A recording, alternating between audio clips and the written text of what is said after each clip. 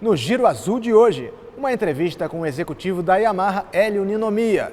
Yamaha na frente no AMA Motocross 450 e a edição final de uma lenda, a Yamaha SR 400. Giro Azul.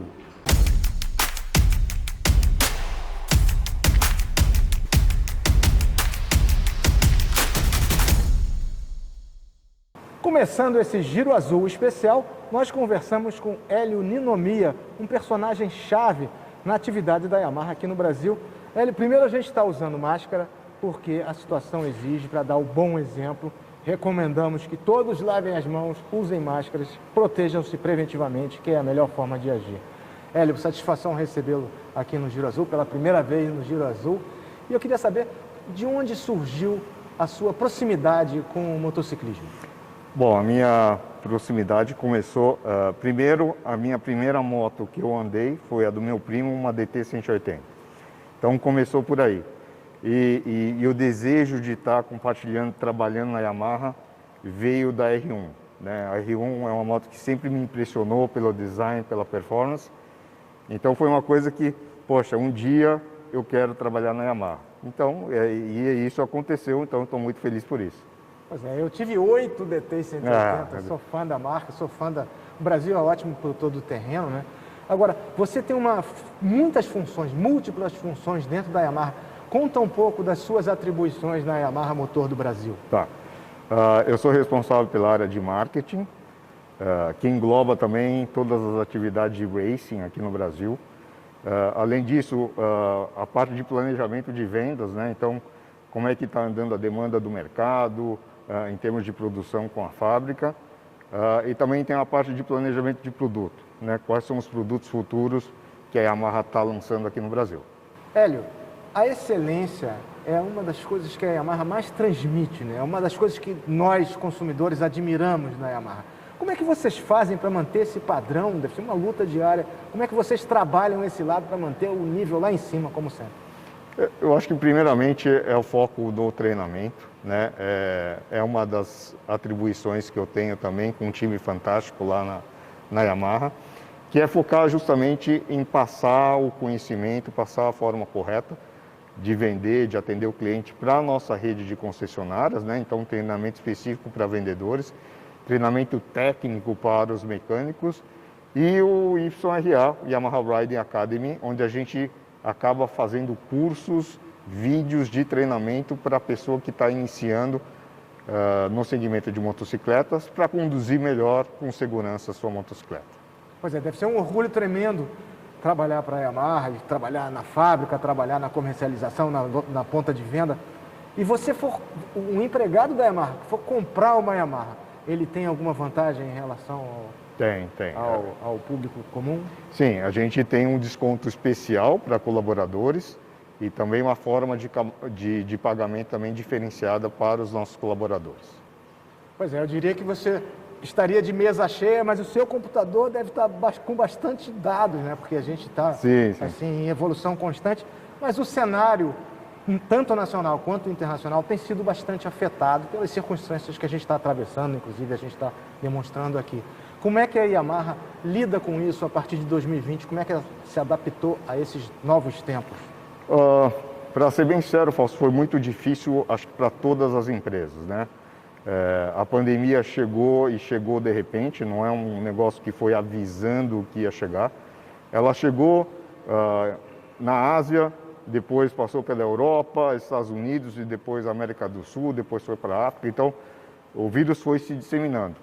E hoje, eu acho que grande parte das empresas trabalham numa estrutura de logística global, né? Então, determinado país impacta em outro país e assim as coisas vão acontecendo. Então, realmente é um ano bastante desafiador, na qual a gente teve que estar em constante contato com as subsidiárias da Yamaha em outros países para que a gente minimizasse o impacto dessa pandemia.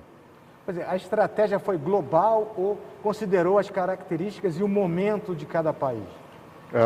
Na verdade, a gente teve que respeitar o andamento da pandemia em cada país. E a partir do momento que a gente sabia dos impactos, a gente, obviamente coordenado pela Yamaha do Japão, globalmente, a gente foi se adaptando.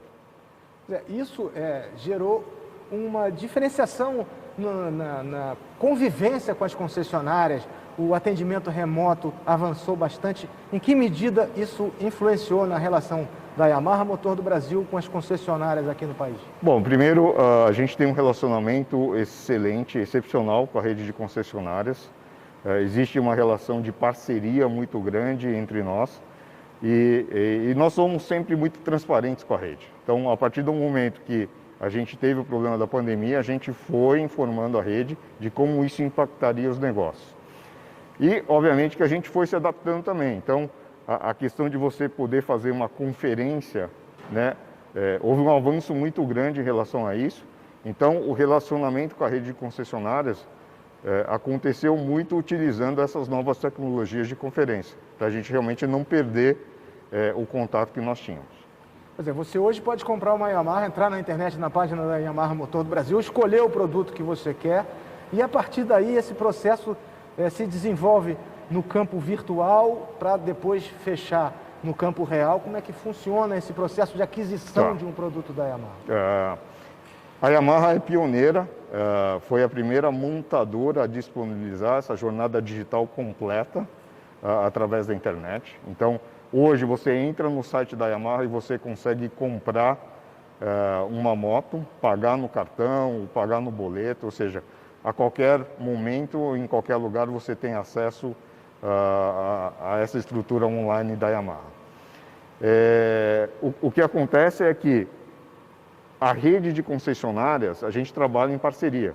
Então, o estoque disponibilizado para venda online também é o estoque da rede física, né? Então, a demanda está muito alta, então, em alguns momentos, pode acontecer que a gente não tenha disponibilidade na venda online, porque o concessionário está atendendo os clientes que estão indo até a concessionária. Naquela região, né? Naquela região. Aí se espera uma nova remessa e tudo mais. E o bacana é que para o estado de São Paulo, depois a gente vai estar expandindo, você já consegue, o cliente consegue optar pela entrega em casa. Então, isso é o que a gente chama de jornada digital completa. Você entra no site, compra a motocicleta e ainda tem a opção de receber ela em casa. Hélio, você falou das parcerias, né? E tem uma parceria muito diferente da Yamaha com a Marvel, que a gente não vê isso em outros países. Está dando certo? Vocês, em função disso, pensam em exportar? Porque, por exemplo, uma Lander Capitão América venderia, eu acho que muito bem, nos Estados Unidos. Vocês pensam em um projeto ampliar essa parte da associação com a Marvel no Brasil para outros países? Bom, na verdade, assim, é uma parceria que começou aqui no Brasil, né? A gente tem um relacionamento excelente com a Marvel Brasil, com todo o pessoal da Disney aqui no Brasil.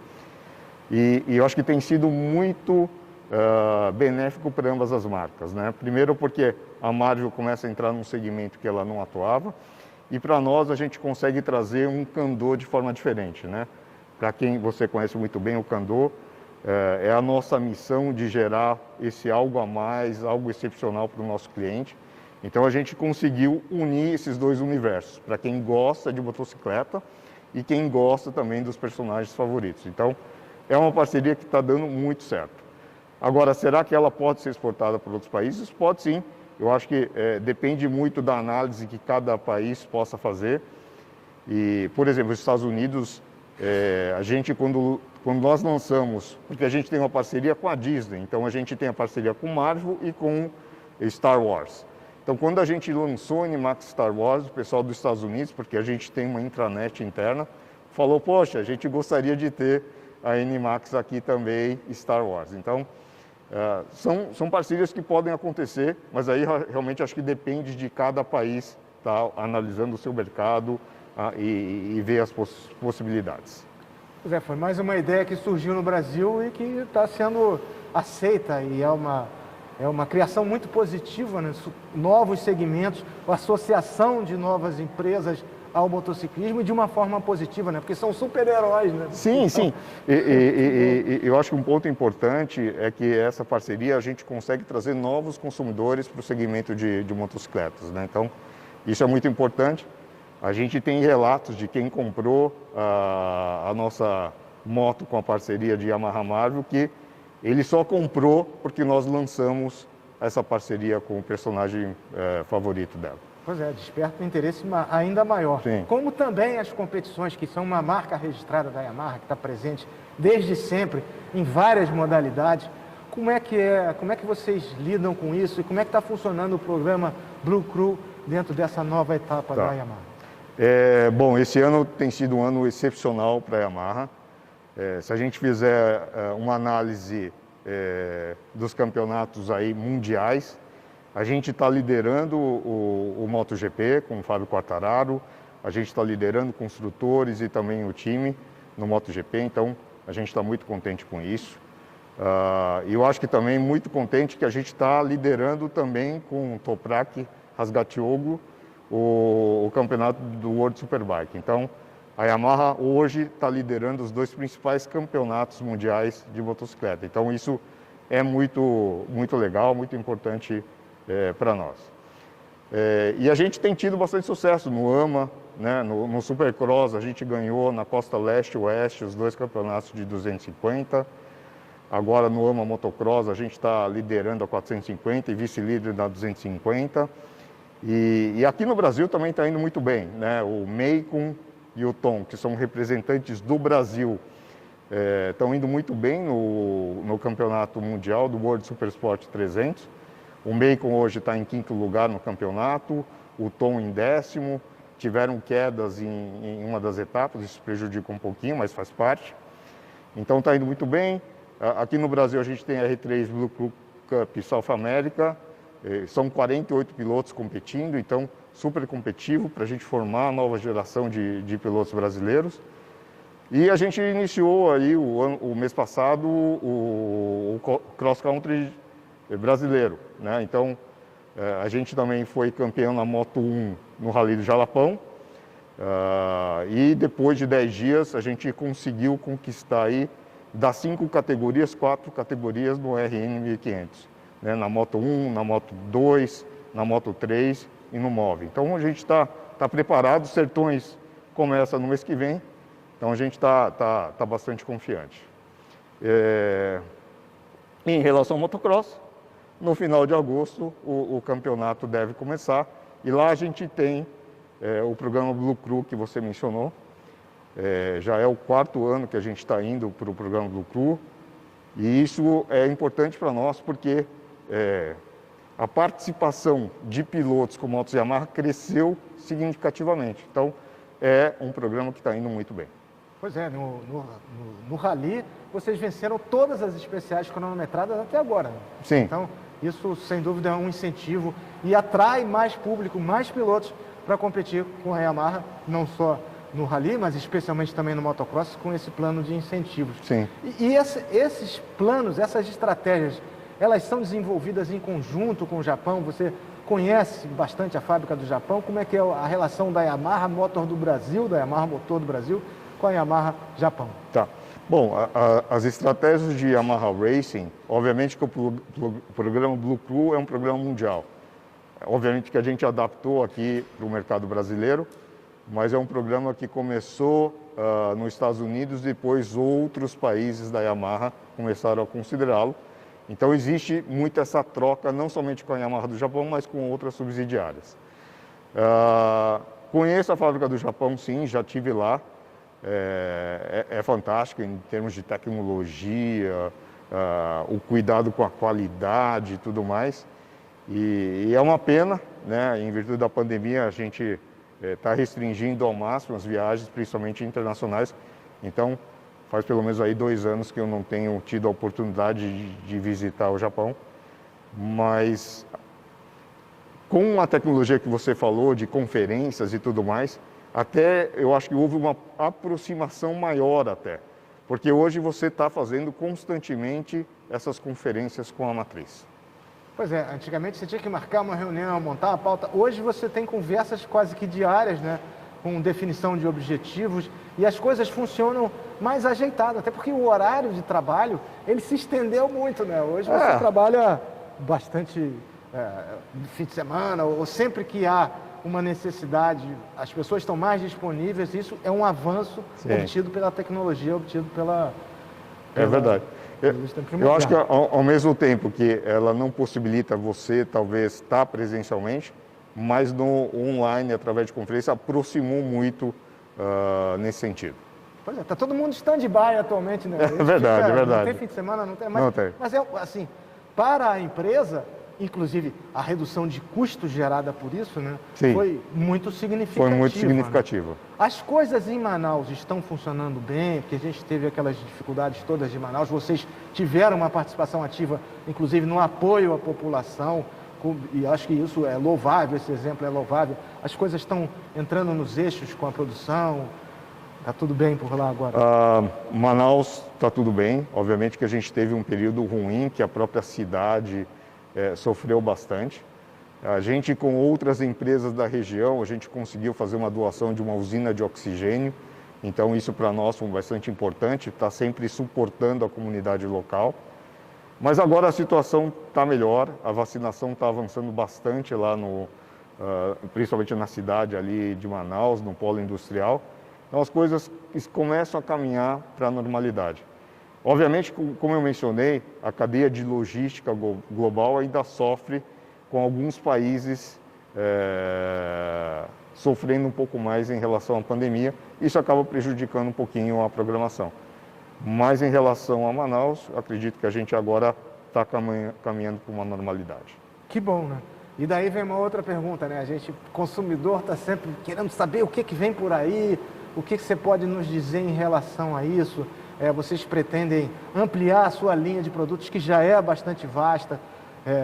Esse planejamento, acredito que tenha sido, de alguma maneira, afetado pela situação, pelo cenário econômico internacional, mas sempre tem espaço para crescer, especialmente quando o combustível sobe, as motocicletas são mais procuradas, né?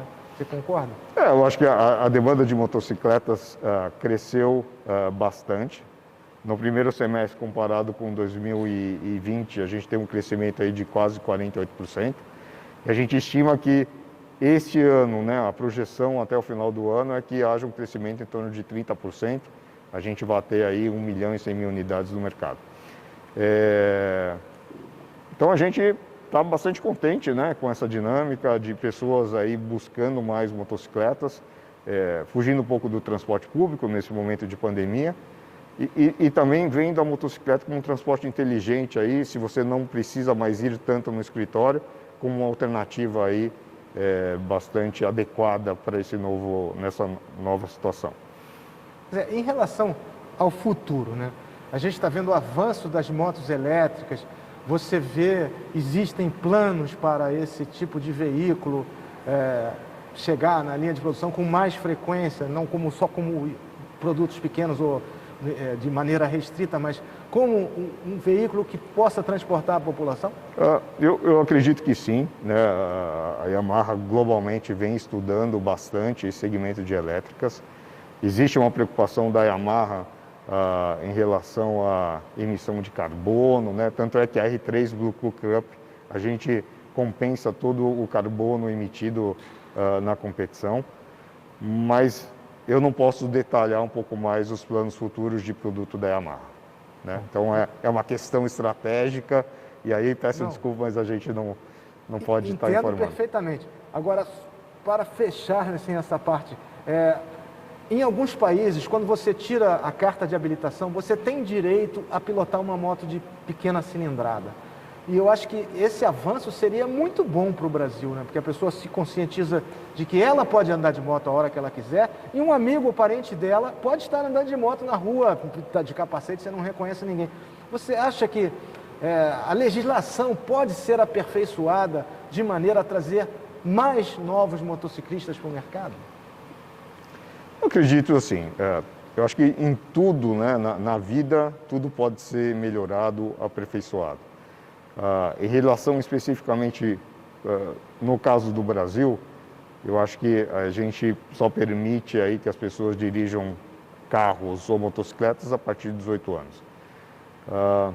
Não sei te dizer se há algum estudo, o que poderia ser feito, se essa faixa etária fosse reduzida ou não, como é nos Estados Unidos, que a partir de 16 anos você já pode tirar uma carta de habilitação. Eu acho que precisa deixar aí os legisladores estudarem um pouquinho o impacto disso. Eu concordo, tem países que, na Nova Zelândia, você com uma carteira, tanto de carro quanto de moto, nova, recente, você não pode dirigir de noite. Então tem mecanismos para que, especialmente a moto, que é um veículo mais frágil do que um automóvel e tal, e a notícia ruim ela se espalha com muito mais rapidez e amplitude do que a notícia boa, que isso possa acontecer no futuro, né? Então, mecanismos de aperfeiçoamento através da Abraciclo, os contatos com o Congresso Nacional e tudo, eu acho que isso tem ainda um potencial muito grande de desenvolvimento que vai reverter na chegada de mais motociclistas e Sim. fortalecer e consolidar o nosso mercado, que já está crescendo. Perfeito. Do nosso lado, o que a gente tem feito a gente tem um programa chamado Yamaha Riding Academy.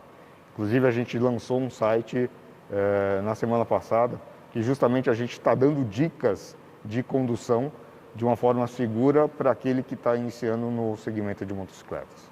Ótima iniciativa, né? Ótima iniciativa. Segurança nunca é demais e prevenção ainda é mais importante, né? Agora, eu queria que você deixasse uma mensagem para os muitos fãs da Yamaha que estão aqui assistindo o Giro Azul ou que gostariam de ter uma Yamaha na sua garagem. O que você poderia falar assim, como um alento para eles nesse momento que a gente está tentando se libertar de uma situação adversa? Certo. Nós lançamos na semana passada a nossa visão de longo prazo, que a gente chama Visão 2030, e justamente é baseado na arte, né? E o que representa a arte para as possibilidades urbanas para a Yamaha? É justamente a gente trazer para as pessoas que nós, né, humanos, a gente tem a capacidade de avançar, a gente tem a capacidade de repensar, a gente tem a capacidade de transformar. Então, acho que essa é a grande mensagem da Yamaha, né? Nesse momento difícil que a gente está, vamos realmente pensar em como podemos avançar, como podemos repensar as coisas e como podemos transformar as coisas. Essa é a mensagem que eu diria. Pois é, e a Yamaha, que tem presença muito forte nos instrumentos musicais também, e no motociclismo, então isso tudo é arte, né? Sim, e a exato. arte, e o que é bom permanece, o que é bom fica, o que é bom avança, progride. Então é o que nós esperamos que aconteça para todos nós que somos apaixonados por motocicleta. Perfeito, perfeito. Eu lhe agradeço muito a presença, e fico muito feliz das notícias que você está trazendo para nós do Giro Azul. Tá bom. Muito obrigado. Eu que agradeço, Fausto, e queria também te parabenizar aqui e entregar esse livro que conta a história da Yamaha Brasil ao longo desses 51 anos aqui no Brasil. Tá? Essa informação está disponível em todo o site da Yamaha Brasil, mas eu trago um impresso aqui para você. Um analógico aqui para mim, Exato. que sou tradicional. Eu já li essa história, conheço bem a história da Yamaha, mas vou guardar com carinho e divulgar, porque é realmente muito interessante. Passem na página da Yamaha Motor do Brasil, também da Yamaha Racing Brasil, e procurem lá a história da Yamaha, uma paixão pelo motociclismo. Muito obrigado, Hélio Ninomiya. Dias azuis para todos nós, muito Dias sol, azuis para nós. muita iluminação. Obrigado. Muito obrigado, obrigado, gente. Giro Azul! Obrigado, Hélio, que venham mais conquistas para o Esquadrão Azul, como a do sábado passado no AMA Motocross 450. O francês Dylan Ferrandes disparou na frente e agora tem 19 pontos de vantagem sobre a concorrência, como a gente vê nessas imagens gravadas amadoristicamente pelo Sebastião Cenoura, que mora e compete nos Estados Unidos de motocross e cross country com motos Yamaha, claro. Girando para os Estados Unidos.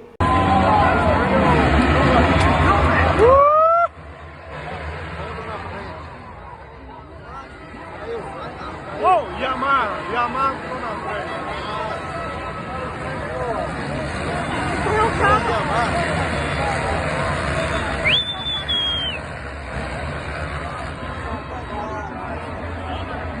E a roda meteu por dentro lá,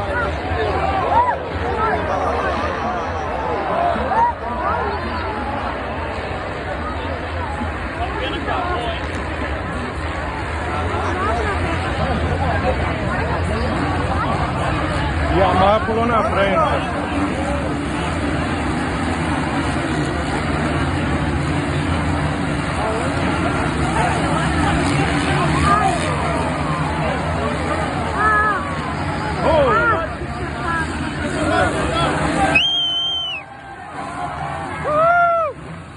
Okay, look.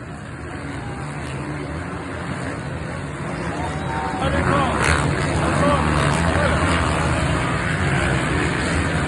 Muito bom, thank you, cenoura. Pô, esse areião aí cansa só de olhar. E agora a gente vai mostrar um clipe suave na nave de uma moto lendária, a Yamaha SR400, que deixa a linha de produção depois de 43 anos de bons serviços prestados. Rodando Yamaha 400.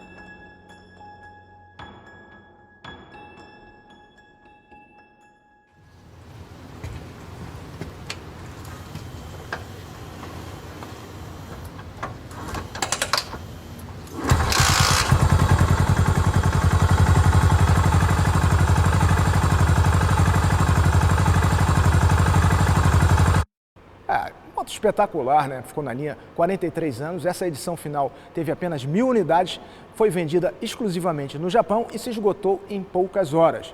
É uma moto simples, resistente, econômica, uma moto como todas devem ser.